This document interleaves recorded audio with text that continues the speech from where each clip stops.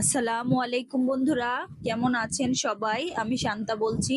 আজকে আবারও একটি নতুন ভিডিও নিয়ে এসে পড়লাম আপনাদের মাঝে। এই তো মাওয়ার উদ্দেশ্যে রওনা করছি। পরিবারের সবাই মিলে যাব মাওয়া ঘুরতে, ইলিশ মাছ দিয়ে ভাত খেতে। তাই সিএনজি দিয়ে রওনা করলাম মাওয়ার উদ্দেশ্যে। যেতে যেতে একটি আইসক্রিমও খেয়ে নেব, তারপর রওনা করব যাত্রাপথে। এই তো শুরু করলাম। যেতে যেতে সুন্দর সুন্দর কিছু ক্লিপসও নিয়ে নিলাম। প্রায় 40 থেকে 45 মিনিট আমরা পথে জার্নি করে অনেক সুন্দর সুন্দর ভিডিও নিয়ে। প্রচুর পরিমাণে গরম ছিল আজ, প্রচুর পরিমাণে গরম। তারপর পথে যেতে যেতে একটা জিনিস লক্ষ্য করলাম যে আমাদের মাওয়া এক্সপ্রেসের রাস্তাগুলো অনেক সুন্দর করেছে, অনেক সুন্দর। এখন মাওয়া যেতে খুব একটা কষ্ট হয় না। কত বড় বড় দুইটা ইলিশ মাছ। এখন এগুলোকে কেটে ধুয়ে তারপর সুন্দরভাবে হলুদ মরিচ লবণ মেখে ভাজা হবে। এই তো ভাইয়াটা কি সুন্দর করে কেটে নিচ্ছে, তারপরে আবার সুন্দর করে ধুয়েও নেবে। এই তো মশলা মাখা হচ্ছে, তারপর ডুবু তেলে এগুলোকে ভাজা হবে। আর ভাজবে কে? এই তো আমাদের শেফ। উল্টাতেও পারে না। এই যে আমার দুলা ভাই, আমার ছেলে,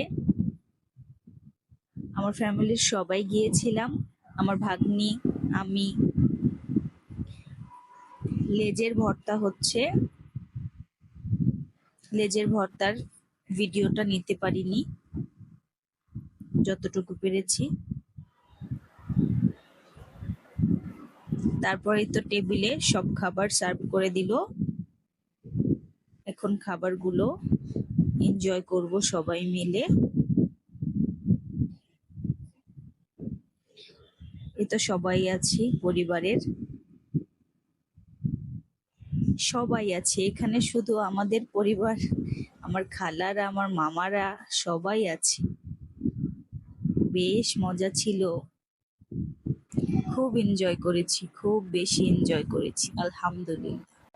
এই তো খাওয়া দাওয়া শেষ করে আমরা পদ্মা ব্রিজের এই পাশেই একটি অনেক সুন্দর ঘোরার স্পট ছিল।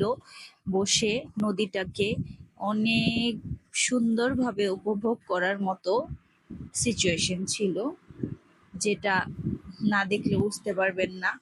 অনেক বেশি সুন্দর পরিবেশ ছিল, অনেক সুন্দর আবহাওয়া ছিল।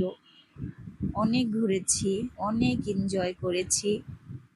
এই তো ব্যাক ক্যামেরায় আপনাদেরকে একটু দেখাচ্ছি। দুইজনে মিলে একটু ভিডিও করে নিলাম।